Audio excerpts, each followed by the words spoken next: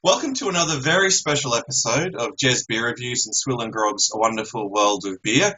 Once again, we're connected via Skype, and we're going to be reviewing a beer that Tiny of Offtapbrewing sent us, called BNCNCCH.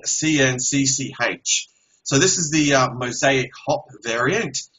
We know now that it's 8.5% ABV, and it's brewed and bottled by Tiny of Offtapbrewing up here in Queensland, not far from me, in fact. So I've got the bottle here that's simply marked 1 on the cap, and Jez and I are going to try it and see how different it was to that one we did about, 3 or 4 weeks ago, was it, that review? Yeah, probably. Yeah. Cool. Time certainly flies, doesn't it? It does indeed. Mm. All right, so shall we get stuck into it, Jez? Yeah, let's crack her open, I reckon. Okay, all right.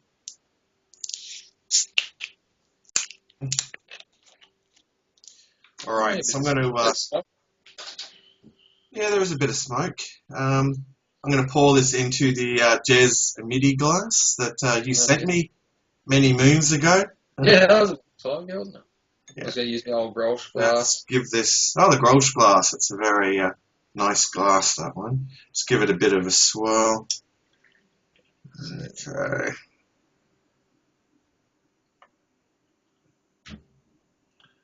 Okay. Well, I didn't pour it very aggressively at all there, so unfortunately it's got mine's got next to no head. Well, I done the old water fountain. Yeah. Yeah, but I got about one. In this glass, it says you get a head. Yeah. Got one finger of head. It's pretty tight, off-white bubbles I'm seeing here. The colour is a dull copper appearance, very cloudy. I call it like a dark sort of amber orange sort of appearance. Yeah. Decent amount of carbonation too. Yeah, decent. Yeah, probably I don't know. Didn't seem as carbonated as the last one we had. But that could just be me. It's been a while, so and it was a different glass too, I suppose. But no, it looks pretty good in the glass there. All right, well, onto the aroma, which I expect is going to be a little bit different. Yeah. Again, it's extremely fruity. Very, very fruity. Yes. Yeah, I'm definitely still kind of smelling, tropical fruits there.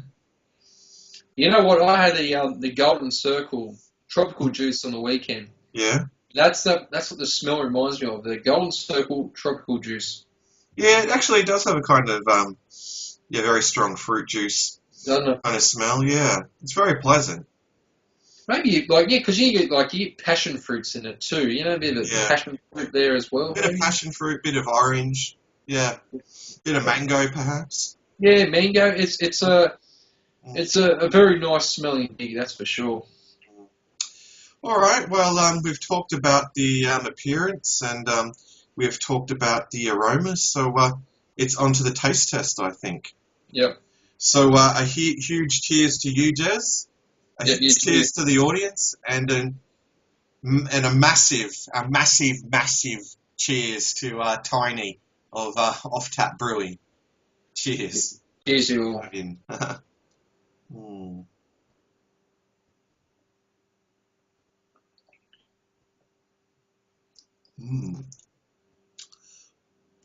All right, well, the taste certainly does follow the nose. I mean, it's not quite the hop explosion the first one was.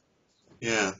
No, it's a bit more subdued, not as Yeah, it's a little more of a subtle kind of hop bite. Yeah, but still very pleasant and sort of tasting the malt presence a bit more in this one. Yeah. I will say that the body is very creamy and smooth. Oh, definitely. You know what I mean? Like, it's got a nice body to it. It's not spritzy. Like, sometimes you get like a Cooper's beer be too spritzy. This is bold condition. It's very creamy and smooth in the mouth. And like you said, the really ruin this making it spritzy. Yeah. It's just, I kind of can, I don't, it's probably because I know it's 8.5, but maybe I don't know, I'm picking up a bit more of a body in this beer, but that could just be me, the mood I'm in today, so it's hard to tell. But just look at that glass there, it looks very nice in the glass. It's leaving a bit of lacing. It's, it's very smooth and creamy. You still got that bitterness, don't you? You still got that bit of a hop. Once again, it reminds me of like Sierra Nevada. The hop residue, I suppose, the kind of lingering, it's staying in the mouth, it's on the tongue, I'm still tasting it now, so it's got a real strong hop flavour, and I'm pretty sure this is the same, wasn't it? He puts the hops in when he puts it into the cube, isn't it? That's when he adds his hops. He doesn't actually add the hop addition during the boil, so it's a different way of doing it, but certainly is, it's certainly a goer, that's for sure. Yeah, most definitely. I'm really enjoying it. It's a superb homebrew. I mean, Tiny is, very talented, when it comes to making homebrew. I mean, so many people, try making homebrew and, fail miserably, but, he really knows his stuff, I mean, it's evident just, watching his videos, of course, but, I mean, it's just superb. I think, you could give this to some people and they'd just be, blown away by it. It's definitely up there. It's at that kind of Sierra Nevada like standard. Yeah. It's probably maybe like the same with. It's probably not the malt. You got the hop. You're not getting so much the malt. Like I know the previous one we had.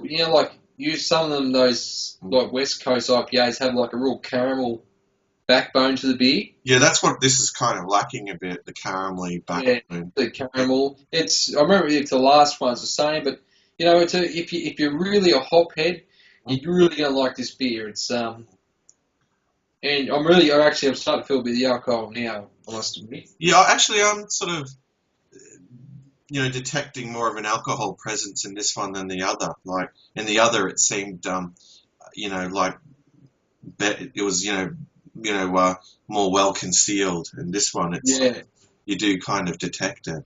Yeah. It was well hidden, as we know, because you absolutely got smashed on it. But yeah, that was definitely an interesting day for me. The following day. Yes, I was a bit slow. Thank goodness for coffee. Yeah, coffee and Gatorade for me. Very nice beer, a very good homebrew. Doesn't surprise me after having the last one. It's up there. I probably don't like this one as much as I like the other one, but I will say this one's got a really nice body on it. It's really smooth. I don't know if it's been sitting in my fridge longer or what's going on, but I like the body more on this one, but I like the taste more on the other one, if that makes any sense. But no, it's a very Jess. I'd have to agree. Yeah. Anyway, I think it's time to wrap this up. So we'll have one last gulp and give it a score. Show that sticky lacing on the glass there. I'm getting very little kind of lacing. I think this glass was probably just too clean. What's happened? Yeah, look, what did I get the last one? A 4.9 or something? Yeah, I think so, yeah. Something like that. But I'll give this a 4.5 out of 5. It's a very good beer, Tiny. Doesn't surprise me. The other one's outstanding. So I look forward to one day trying more Tiny's beers. And, I'd really like to try some more of his, especially his real malty ones. That'd be really good to try. Yeah, I'd love to see Tiny make a real a malt lovers kind of beer, super malty kind of, ale. Yeah, so there's a challenge for you, Tiny. Make us a really super malty ale. Something like a Paulina Salvatore. Was that 8% in a malt-driven beer? Oh, yeah, that's the malt lover's dream, that Paulina Salvatore. So that's a good point of reference for you. Yeah. Anyway, I'd be glad to give this an 8.5 out of 10. Like you, I didn't enjoy it as much as the other, but it's still very solid. So and I'm of course very keen to try more of Tiny's homebrews. So anyway, that's it from me, and I take it that's it from you, Jez. So, well, I better go. If you're going, I better go, I suppose. Yeah.